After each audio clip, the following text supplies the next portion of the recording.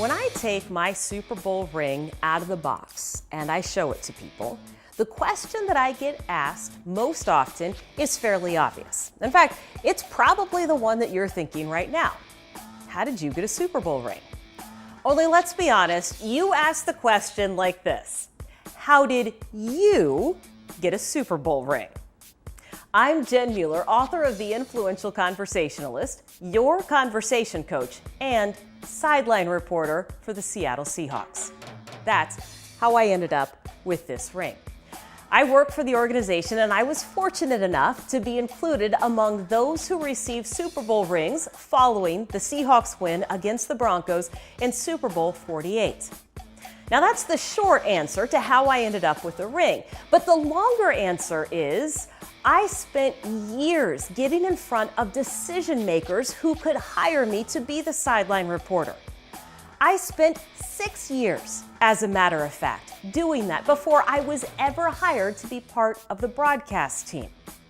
It's part of making sure that you're developing relationships over time. And here's the takeaway for you and your career. Be seen in a space to the point that people don't remember it without you. Here's what happens when you show up, and I mean physically show up, because I know it's trendy to work from home, but it's hard to be missed if people don't expect to see you. Besides that, when you show up over and over again and you are actually seen in a space, here's what happens. Communication improves, because the more time you spend around someone, the easier it is to strike up a conversation and know how to deliver information in a way that they're going to receive it.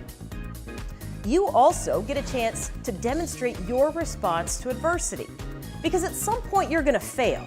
And I know it's not fun to think about failure or disappointment, but you actually want key influencers to see that you've got grit and the ability to respond to adversity, not to mention the communication skills to match. When you're seen making quick adjustments, communicating effectively, and not being overwhelmed by changing information or circumstances, it reinforces your status as an influential conversationalist. Here's the leadership lesson.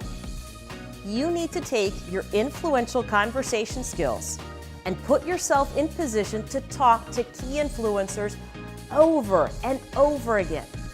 Show up over a period of time. Do great work all the time, because leaders show up consistently even before they're in a leadership position. You can get the full story of how I got my Super Bowl ring in Chapter 5 of The Influential Conversationalist. It's available on Amazon.